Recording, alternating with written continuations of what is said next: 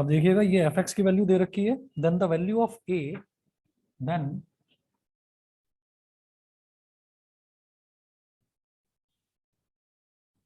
the value of a small a so that fx is continuous, then the value of small a so that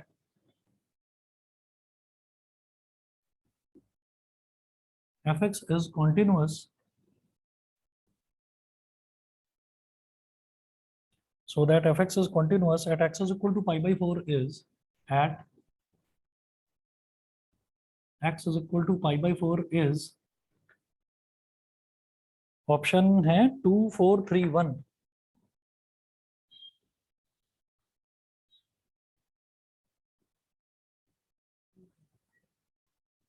2 4 3 1 ये चार options दे रखे हैं। अब देखिएगा कैसे करूंगा इसको मैं। इन्होंने बोला है कि वो x is equal to pi by 4 पर कॉन्टिन्यूअस है। कॉन्टिन्यूअस का मतलब क्या होता है कि उसकी लेफ्ट हैंड लिमिट, उसकी राइट हैंड लिमिट और फंक्शन की वैल्यू, ये तीनों की तीनों चीजें जो हैं ये इक्वल आनी चाहिए। ठीक है, तो अब सबसे पहले मैं इसमें लेफ्ट हैंड लिमिट निकालूंगा, और पहले तो आप कंडीशन भी नोट कर लीजिए। और f x to be continuous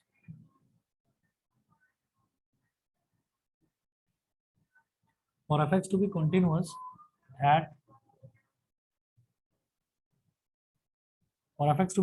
at x is equal to pi by 4, LHL at x is equal to pi by 4 fx is equal to RHL at x is equal to pi by 4 fx is equal to f pi by 4। देखिए ये condition होती है continuity की। ठीक है, उसका जो left hand limit है, जिस भी चीज पर मेरे को उसको कॉन्टिन्यूअस प्रूव करना है, तो जो लेफ्ट हैंड लिमिट है, जैसे x is equal to pi by 4 पर left hand limit, x is equal to pi by 4 पर राइट हैंड लिमिट, और x is equal to pi by 4 पर फंक्शन की वैल्यू, ये तीनों की तीनों जो चीजें हैं ये इक्वल होनी चाहिए। ठीक है, अब ये इक्वल दे रखा है पहले से ही, तो सबसे पहले मैं LHL इसका कैलकुलेट करके चलूंगा, या साथ साथ ही कर लो सब कुछ। LHL क्या हो जाएगा, अलग अलग करते हैं चलिए, बहुत लंबा हो जाएगा नहीं तो। LHL at x is equal to pi by 4, LHL at x is equal to pi by 4 fx is equal to limit x tending to pi by 4 minus fx is equal to limit h tending to 0 f pi by 4 minus h, ये हो गया। ठीक है, अब क्या करें, अब value डालिए यहाँ पर, और जैसे, या इस तरफ ही करता हूँ उसको।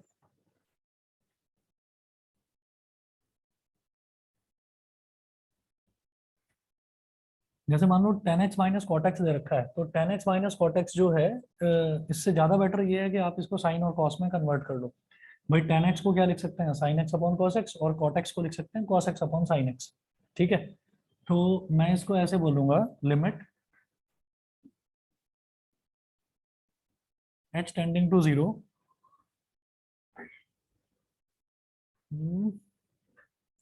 या डायरेक्ट वैल्यू डालूं, tan a माइनस बी का फंडा लग जाएगा इसमें, तो पाई बाई 4 माइनस है, डायरेक्ट डालते हैं चलो वैल्यू। ऊपर वैल्यू डालेंगे, tan x की जगह आ जाएगा बेटा पाई by 4 minus H. Left hand limit निकालो या राइट हैंड लिमिट निकालो, दोनों के लिए फंक्शन तो यही वाला लेना है।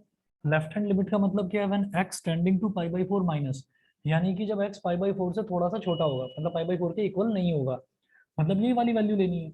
ऐसी राइट हैंड लिमिट होगा x tending to pi by 4 plus, यानी कि जब वो पाई बाई 4 से थोड़ा सा बड़ा होगा, मतलब पाई बाई 4 के इक्वल नहीं होगा, तो तब भी मेरे को यही वाला फंक्शन लेना है। तो क्या करेंगे, tan x minus cot x, मतलब tan x की जगह क्या लिखेंगे, pi by 4 minus h, minus cot pi by 4 minus h, upon x की जगह pi by 4 minus h, pi by 4 minus h, और माइनस पाई बाई 4 तो है ही। ठीक है, अब सिंप्लीफाई कर दो, tan a माइनस बी का फॉर्मूला लगाएंगे यहाँ, limit h tending to 0, tan a minus b क्या होता है, tan a minus tan b, tan a minus tan b upon 1 plus tan a tan b।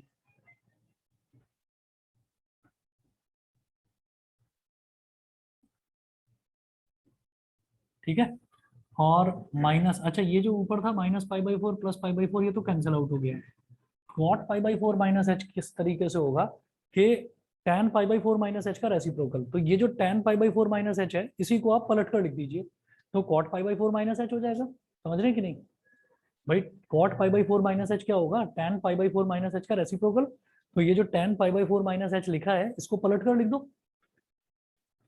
तो ये हो जाएगा 1 plus tan pi by four tan h upon tan pi by four minus tan h। ठीक है, और पूरे के upon में क्या है बेटा, minus h is equal to limit h tending to zero.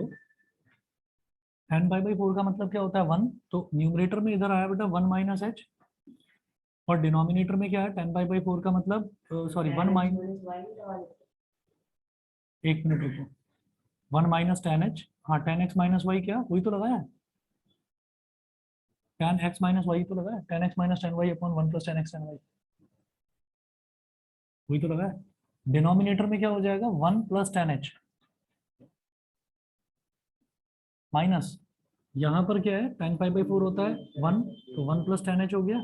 नहीं समझे, नहीं है समझ में, ठीक है। डिनोमिनेटर में tan पाई बाई फोर क्या हो गया, 1 माइनस tan h, और अपॉन में है माइनस h। ये करने के बाद फिर देखिएगा, फिर ना मैं इसका एलसीएम ले लूंगा, न्यूमरेटर का एलसीएम, तो 1 plus tan h into 1 minus tan h हो जाएगा। ठीक है, और ये इसमें मल्टीप्लाई और ये इसमें मल्टीप्लाई, तो limit h tending to zero, ये हो गया बेटा 1 माइनस tan h का whole square minus 1 plus tan h का होल स्क्वायर। अभी देखते हैं, upon 1 plus tan h into 1 minus tan h। ठीक है, ये हुआ, और अपॉन डिनोमिनेटर में क्या है, माइनस एच, तो माइनस एच को लिख दो माइनस एच अपॉन 1, ये हो गया। अब क्या करें, सबसे ऊपर वाला टर्म सबसे नीचे वाले से मल्टीप्लाई हो जाएगा, और ये बीच वाले आपस में मल्टीप्लाई हो जाएंगे, माइनस एच इंटू दिस। जब ऊपर भी रैशनल फंक्शन है और नीचे रैशनल मैंने बना लिया माइनस एच अपॉन 1 करके। ठीक है, तो इसको इस तरफ कर रहा हूँ,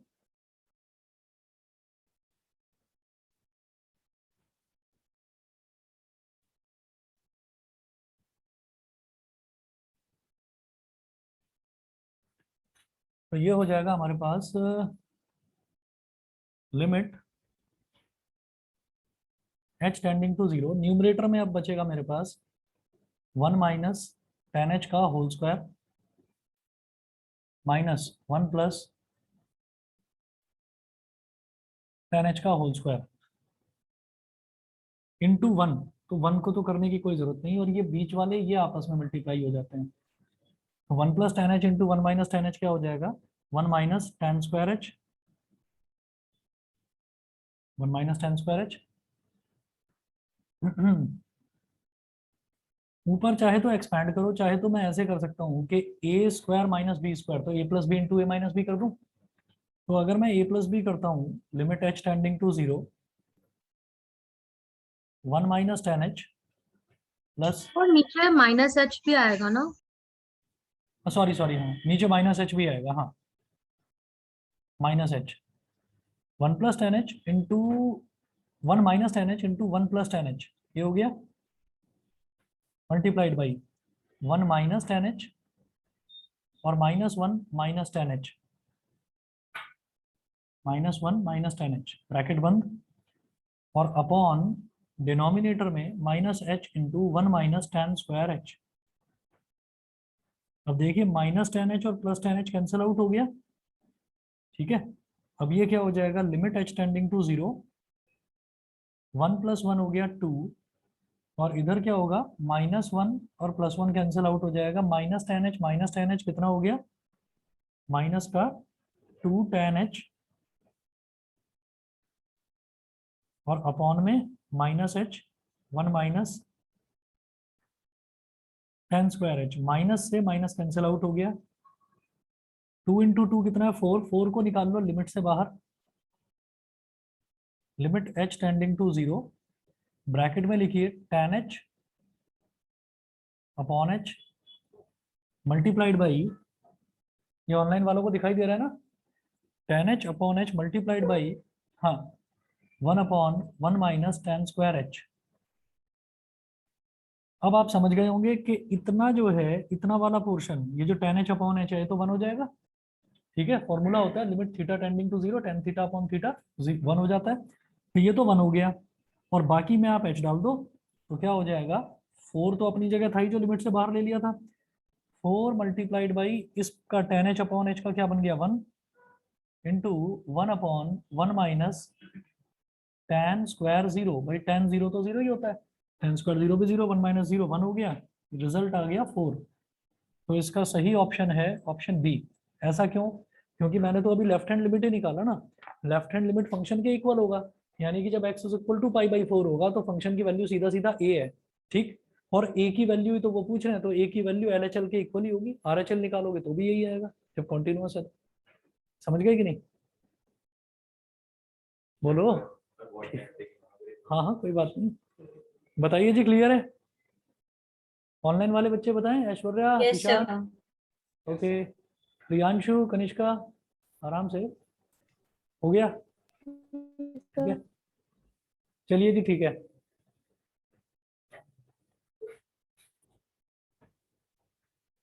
चलिए अगला देखते हैं, क्वेश्चन नंबर 7 है,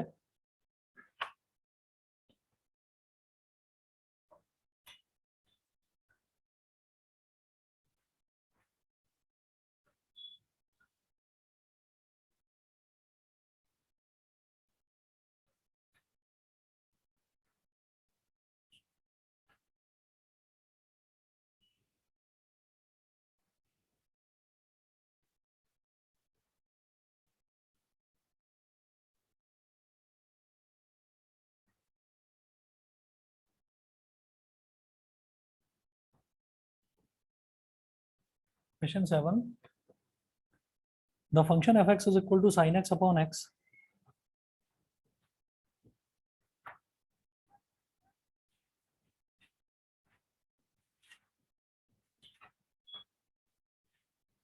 the function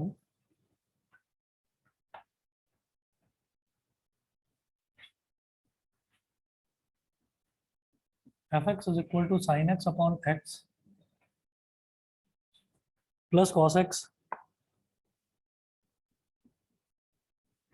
sin x upon x plus cos x, comma if x is not equal to 0, comma if x is not equal to 0, k if x is equal to 0,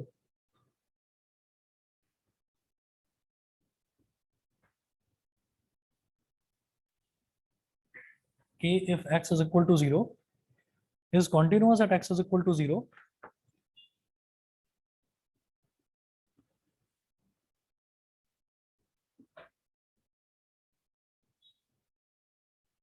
is continuous at x is equal to 0, then the value of k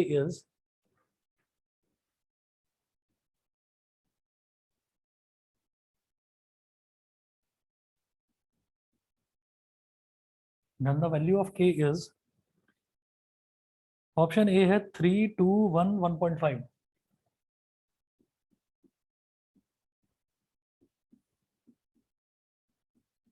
3 2 1 और फिर है ये option number D 1.5, ये 4 options दे रखे हैं। अब आप ये देखिएगा, इन्होंने बोला है कि it is continuous at x is equal to 0, तो कॉन्टिन्यूअस का मतलब क्या है, since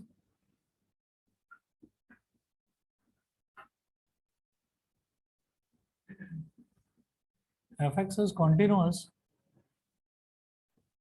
at x is equal to 0, therefore LHL at x is equal to 0 f(x) is equal to RHL at x is equal to 0 f x is equal to f 0।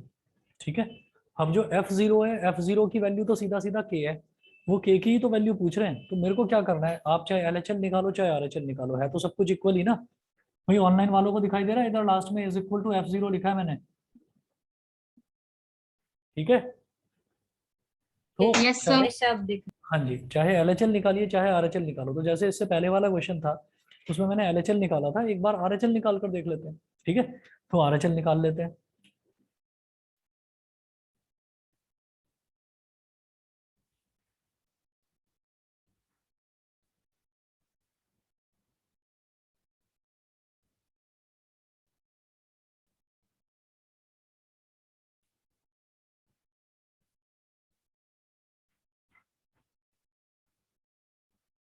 चलिए अब देखिएगा,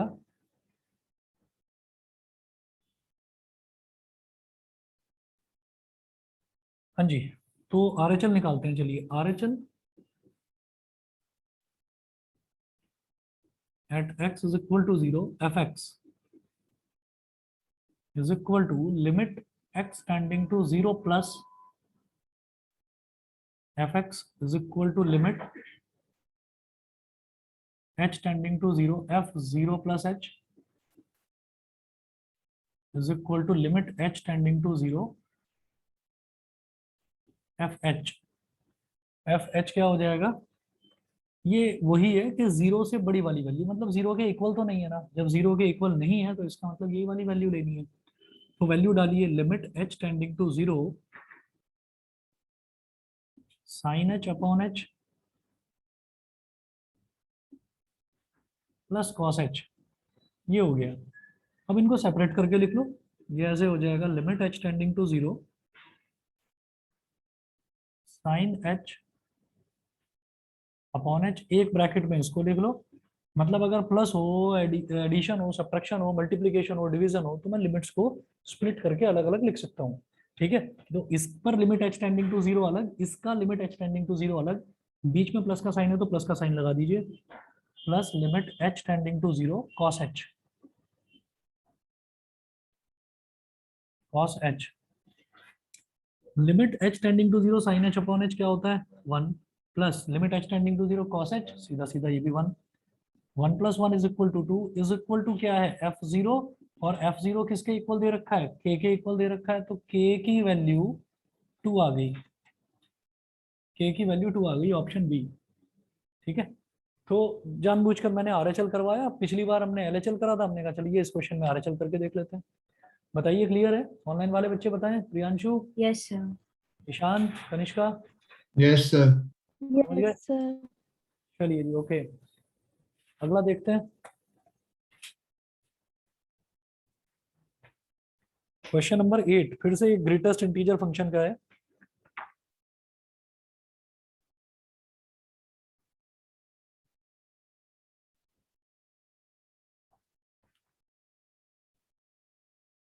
The function fx is equal to gi of x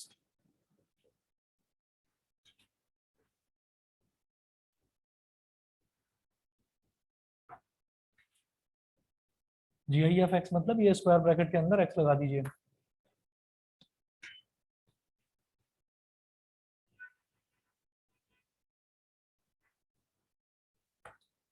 The function fx is equal to gi of x where gi of x denotes the greatest integer function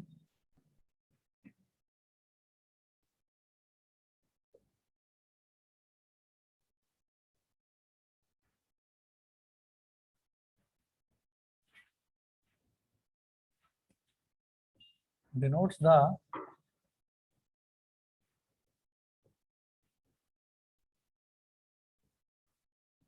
greatest integer function denotes the greatest integer function is continuous at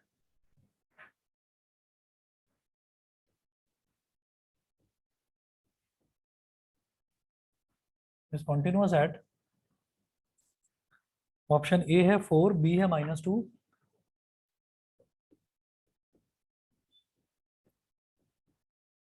ए है 4, B है -2, सी है 1 और D है 1.5। बताइए GIF का एक question करा था। GIF जो है वो कॉन्टिन्यूअस कहाँ पर होता है? नॉन इंटीजर वैल्यूज पर। समझ गए? नॉन इंटीजर वैल्यूज पर। तो नॉन इंटीजर वैल्यू कौन सी है इन सब में? 1.5। तो ऑप्शन डी हो गया सीधा सीधा। बताइए जी, ऑनलाइन वालों को क्लियर है? सर ऐसा क्यों होता है नॉन इंटीजर वैल्यू पे कंटीन्यूअस होता है? नॉन इंटीजर वैल्यू पर हम देखेंगे, देखियो जैसे ये दे रखा है f(x) is equal to GIF of x। तो मैं ये कहूंगा कि अगर मैं इसको मान लो ऐसा करता हूं कि x टेंडिंग टू 1.5 है, तो यहाँ पर मैं GIF ऑफ x अगर कैलकुलेट करता हूँ तो लिमिट x टेंडिंग टू 1.5 की बेटा दो वैल्यूज होती हैं, दो मतलब होता है, एक तो LHL, ठीक है, और एक RHL। जब हम LHL कैलकुलेट करेंगे तो ये LHL क्या हो जाएगा? Limit x tending to 1.5 minus fx, ठीक है। और limit x tending to 1.5 minus का मतलब है लिमिट h टेंडिंग टू 0, ये हो जाएगा f 1.5 माइनस h। तो लिमिट h टेंडिंग टू 0 और fx क्या था?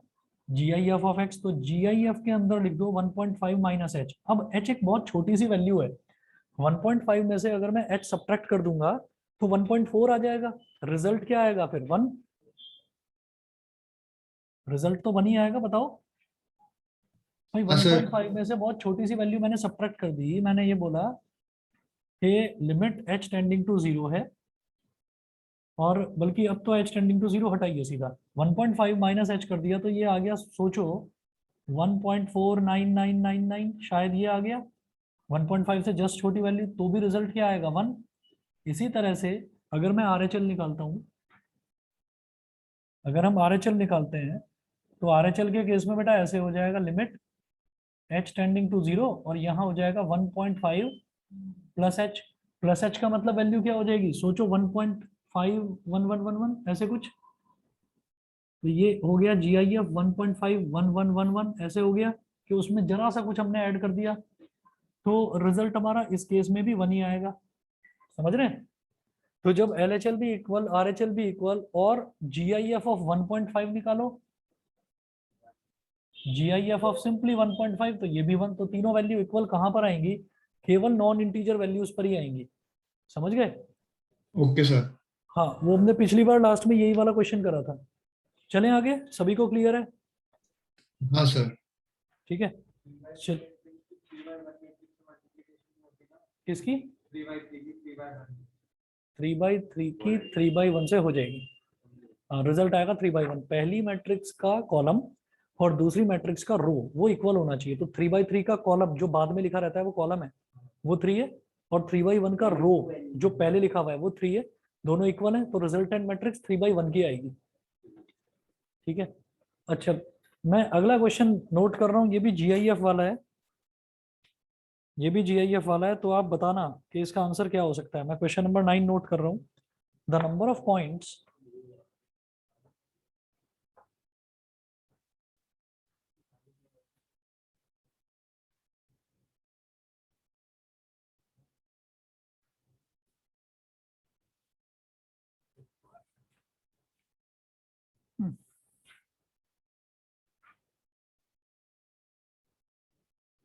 क्वेश्चन नंबर 9 नोट करें। The number of points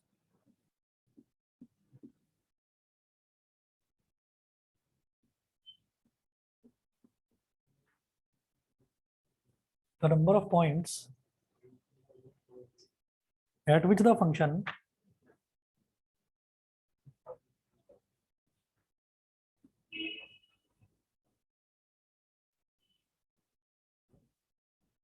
the number of points at which the function f(x) is equal to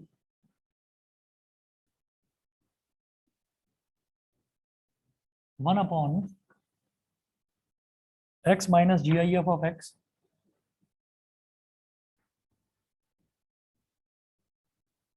minus GIF of x is not continuous is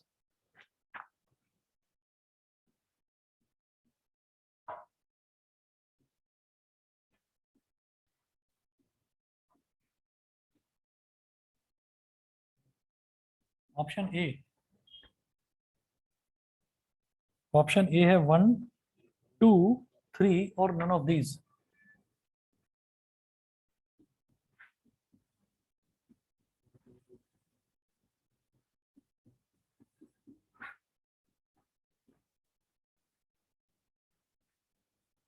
ठीक है, जरा सोचो कैसे करेंगे। मैं बस 1 मिनट में आ रहा हूँ, 1 मिनट दीजिए मुझे। अरे 10 मिनट बच्चों को 1 मिनट होगा ना ये करो, हर एक सुनो। इंटीजर पे नहीं होगा सर कंटिन्यूस, हर इंटीजर वैल्यू पे नहीं होगा ना कंटिन्यूअस। इनफाइनाइट पॉइंट्स ये होगा। किसी भी इंटीजर वैल्यू पर कॉन्टिन्यूअस नहीं होगा, किसी भी इंटीजर वैल्यू पर कॉन्टिन्यूअस नहीं होगा। तो नंबर ऑफ पॉइंट्स 1 पर भी नहीं है कॉन्टिन्यूअस, 2 पर भी नहीं है, 3 पर भी नहीं है, तो कितने पर है नॉट कंटिन्यूअस? इनफाइनाइट पर, इनफाइनाइट पर। तो यानी कि नन ऑफ दीज। यही समझाना चाह रहे थे, यही समझे हो आप लोग? बताइए। हाँ सर, हाँ ठीक है, सर। Yes sir. ठीक है, बाकी बच्चे बताएं भाई, श्रुति, कनिष्का। Yes sir. चलिए ठीक है, तो ऑप्शन डी है नन ऑफ दीज। समझ गए? हाँ, चलिए अगला देखते हैं, क्वेश्चन नंबर 10। क्या हुआ?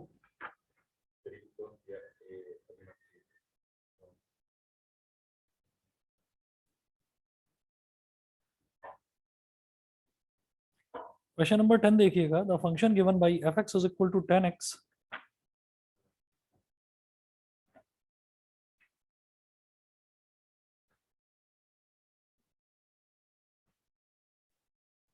the function given by fx is equal to 10x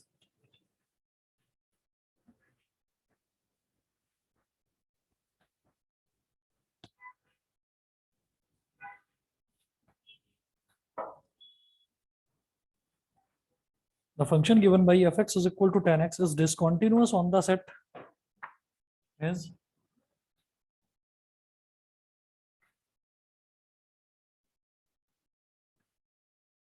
is discontinuous on the set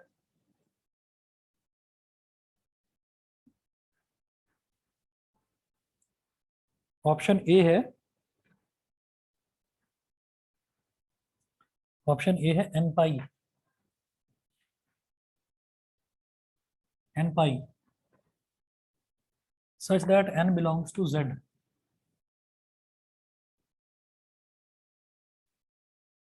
such that n belongs to z।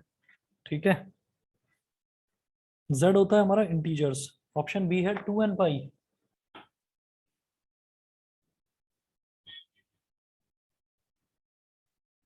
2n pi such that n belongs to z।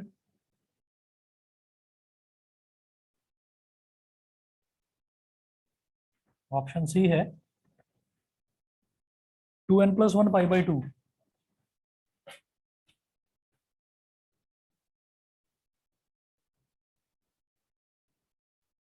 2n plus 1 pi by 2 और n belongs to z। और option D है n pi by 2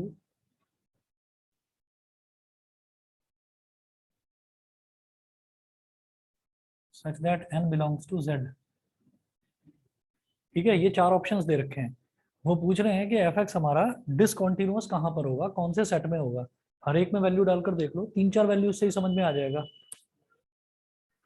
ये n belongs to z है, z का मतलब क्या है कि सारे के सारे इंटीजर। ठीक है, मैं तो अपने कंफर्ट के लिए पॉजिटिव इंटीजर से लूंगा।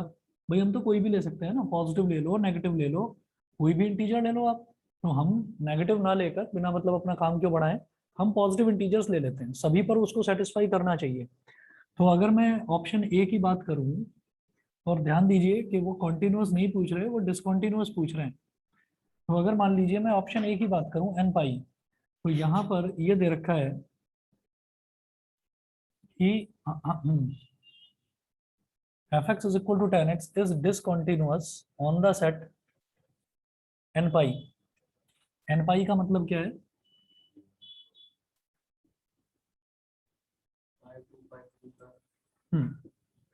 अगर मैंने n की वैल्यू 1 ले ली तो tan पाई की वैल्यू क्या होगी?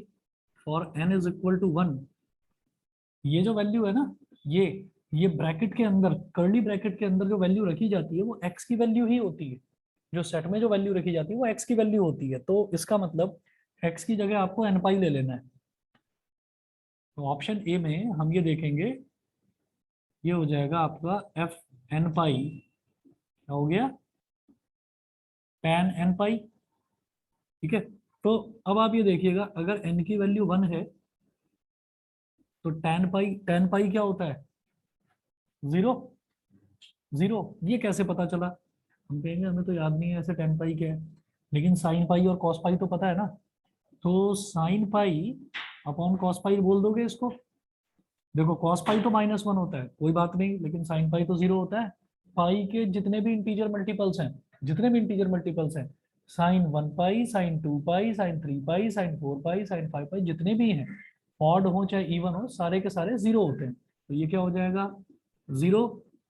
n इज इक्वल टू 2 लूंगा तो tan 2 पाई से रिजल्ट क्या आएगा, sin 2 पाई अपॉन cos 2 पाई। ठीक है, अगेन वो भी 0। तो आप n की कितनी भी वैल्यू डालते चले जाओगे तो सब 0 आएगा। 0 का मतलब क्या है, 0 का मतलब ये है कि भाई हर वैल्यू पर रिजल्ट सेम आ रहा है, वो तो कॉन्टिन्यूअस है, वो तो कॉन्टिन्यूअस है ना। भाई आप वैल्यू बढ़ाते जा रहे हैं, बढ़ाते जा रहे हैं, चेंज करते जा रहे हैं, लेकिन रिजल्ट सेम आ रहा है, तो फिर कॉन्टिन्यूअस हो गया ना। जैसे हम LHL निकालते हैं, RHL निकालते हैं, तो रिजल्ट हमारा अगर सेम आता है तो हम ये बोलते हैं कि भाई हमने एक बड़ी वैल्यू ले ली, एक छोटी वैल्यू ले ली, एक एग्जैक्टली फंक्शन की वैल्यू ले ली, तीनों पर वो सेम आ रहा है, तो इसका मतलब फंक्शन हमारा कॉन्टिन्यूअस है। आपने 2-3 वैल्यूज यहाँ पर ले ली, वैल्यू सेम आ रही है तो फंक्शन कॉन्टिन्यूअस है, मुझे क्या बताना है, डिसकॉन्टिन्यूअस। सिमिलरली अगर मैं ऑप्शन बी देखूंगा तो ऑप्शन बी में चेंज क्या है, 2n पाई। 2n पाई, तो 2n पाई का मतलब क्या है, आप n की वैल्यू 1 लोगे तो 2 पाई आ जाएगा, 2 इंटू 1 इंटू पाई। तो tan 2 पाई भी 0 होता है। आप n की वैल्यू 2 ले लोगे तो 2 इंटू 2 पाई क्या हो जाएगा, 4 पाई। तो tan 4 पाई वो भी आपका sin 4 पाई अपॉन cos 4 पाई होगा। sin 4 पाई अगेन sin पाई का ही तो मल्टीपल है, तो पाई के कितने भी मल्टीपल आप लेते चले जाएं वो आपके हमेशा 0 ही आएंगे।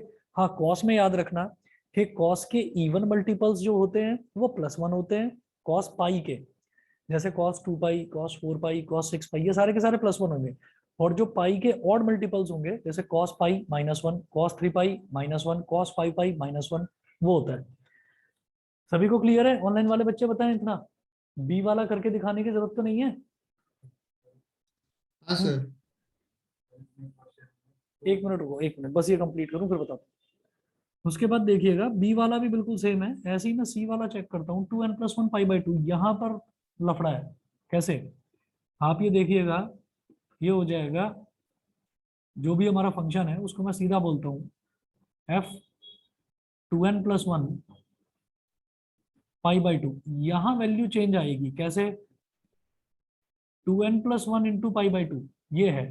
तो आप क्या करो, आप इंटीजर है ना, तो आप सबसे पहले क्या करिए, आप n की वैल्यू 0 ले लो, 0 इंटू 2, 0 हो गया, 0+1 1 हो गया, 1 इंटू पाई/2 10 पाई/2 कितना हो गया, इंफिनिटी।